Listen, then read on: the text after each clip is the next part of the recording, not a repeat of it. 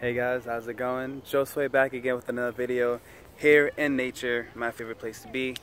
And I want to talk to you guys about an important topic. This is a very important topic to me, because it's about children, right? And I have a daughter. She's about 3. She just turned 3 back in March, and she's amazing. I've learned a lot from her, and it's just that children are magical. Children are a gift, and we kind of seem to think of children in the opposite way. Like, we see them as a gift, but at the same time, I think what happens to most of us is like when we have a child, when we get a child, we think of like, this is like a chance to, to fix what happened to us when we were younger, We take it as a chance to kind of, we want to give that child the childhood that we never had. So we want to give that child a childhood that we would have wanted, right? But the thing is, that child is not you.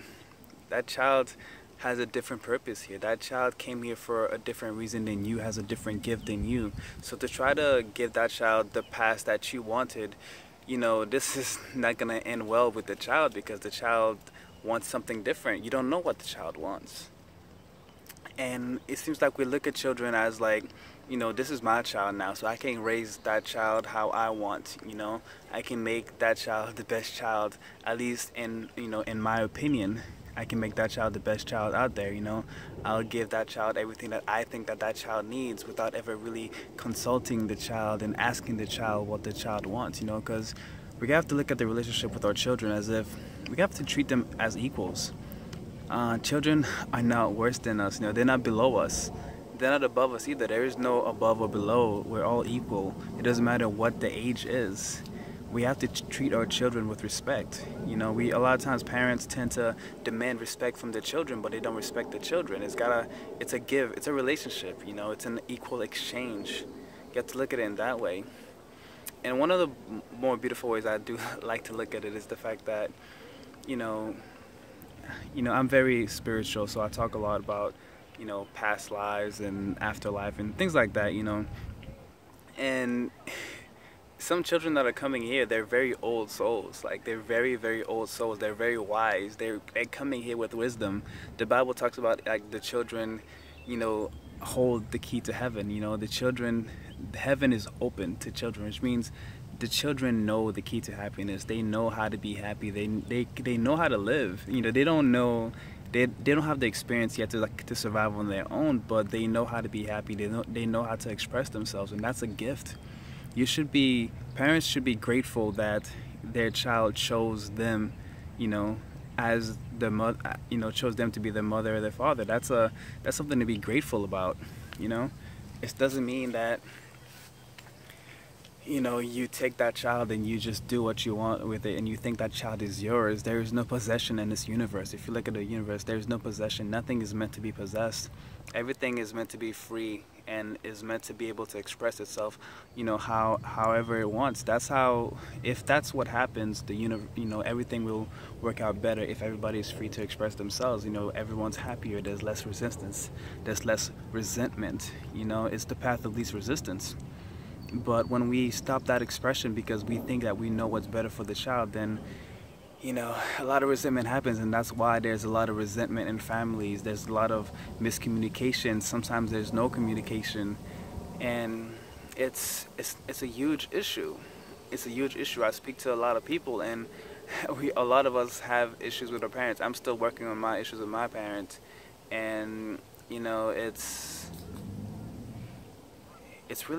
has to be about equality. It has to be about treating that child as you would have wanted to be treated. But you have to know that your parents tried to impose their lives on you, so why would you do the same to your child? And also too, we have to realize that children, they have a lot. They have a lot to teach us. Like, I watch my daughter so much. I'm pretty sure I've learned more from her than she has learned from me. She has awakened my inner child. I started bringing her out to nature and just watching her interact in nature. One time we left and she was saying bye to the rocks individually. I'm just like, wow, that's deep. One time another girl came on the rock that we were on, and she was like, hey, daddy. that's my sister. And I was like, that is your sister. You know, children say some deep things and they do some amazing things if we're paying attention. But more often than not, we think that we know better than them and we don't pay attention to what they do. We don't pay attention to what they say. You know, we're not really fully respecting them, but they have a lot to teach us. And when they express themselves in a way that we don't like, we are so quick to get angry and tell them no, no, no, always telling them no, no, no. And children grow up, you know, with that no in their minds, so they get stuck. Before they do something, they hear the voice of their parents, they hear the voice of their, you know, their relatives telling them no, you know, that's wrong, and things like that. And so we grow up not wanting to express ourselves because we just think everyone's not gonna like us for who we are. I'm seeing this all around, and this creates a lot of pain. You know, my whole channel is about expression. I'm encouraging people to express themselves, because once I started expressing myself, happiness, you know, came naturally. Magic came naturally. You know, manifestation, you know, me manifesting things into my life came naturally just from me expressing who I am, you know, unconditionally, without any fear, just 100%. And children are going to have a hard time doing that when their parents are constantly telling them no, to not be who they are, but to be who their parents want them to be. And now the child has to wear a mask. And then the child, that's how the child learns. So to be accepted, I have to wear a mask. And then now the child goes to school, wears a mask at school. Now when the child has friends, there was another mask. So now we end up having so many different masks, and when we grow up we have no idea who we are, and it really all stems from that relationship with our parents. So our parents, like, we have a responsibility to our children to really allow them to be who they are, to allow them to express themselves, to allow them to really explore the world. I'm not a big fan of schools because they take away the best time of the day, you know, like the 9 to 5, the morning. From the morning to like the afternoon, you know, when is the best time to be out, to be exploring, to, you know, to really see what the world has to offer. We take our kids and we put them in classrooms and they sit there, and we all know humans are not meant to be sitting for long periods of time. We're not meant to be sedentary. And you're taking kids that are full of energy, that are full of love, full of wonder, and you're sitting them in the classroom for hours and hours. You know, you have from kindergarten to all the way to high school, and then you have college. And I mean, just sitting and sitting and sitting. There's a reason why, you know, so many kids have so quote-unquote ADHD, which is not even a real thing in my opinion. It's just like, who wouldn't have ADHD if you're stuck sitting in a classroom? I mean, I used to fall asleep in class. My teacher would have to put me in the front. Like, you make me sit, I'm going to fall asleep. You know, it's just natural. And when we don't, in many schools don't really give the kids the opportunity to really explore who they are. Many schools don't teach kids how to love themselves, how to really take care of themselves. But at the same time, a lot of people in the world don't even know how to do that. So parents, we do have a responsibility not to protect our children, but we can't protect them too much. We have to give them some amount of freedom to be who they are. We have to show them some respect. We have to show them how to function in the outside world. They actually already know how to function, but if we have to learn from, actually we should be learning from them how to function in the outside world. You see children, like, they love to say hi to other people, they love to interact with other people. You take a bunch of kids, you put them together, they all start talking. You take a bunch of adults and put them together, they're all on their phones, they're all quiet, you know, we've been ingrained since we were younger to be afraid of strangers. And we pass that right on to our children as well. We pass on all our fears to our children. Before our children can even, you know, explore the world, we have instilled in them so much fear that they don't want to. When I was a kid, I had no idea about nature. I didn't know about any of this. Like, I was afraid of nature. I was afraid of so many things. I was afraid of the world. I was afraid of life. And when you are afraid of life, you kind of end up killing yourself little by little things, you know?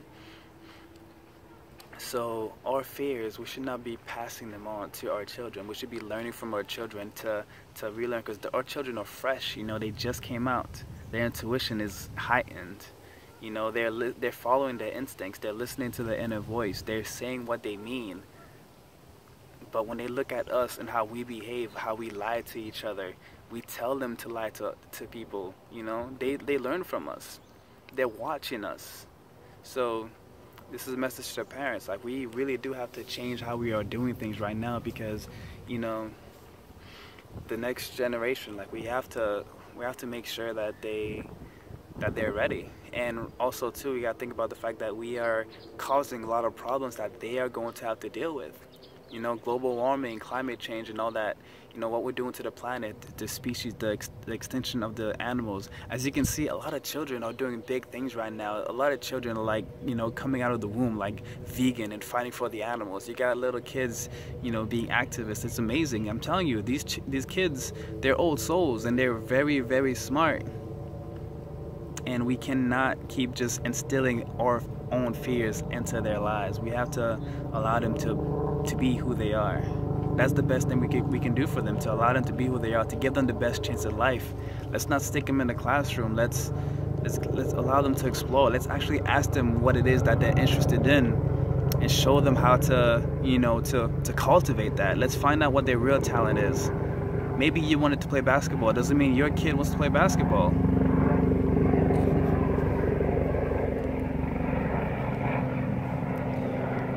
Your kid, your child, did not come here to live for you. I'm gonna wait for this helicopter here.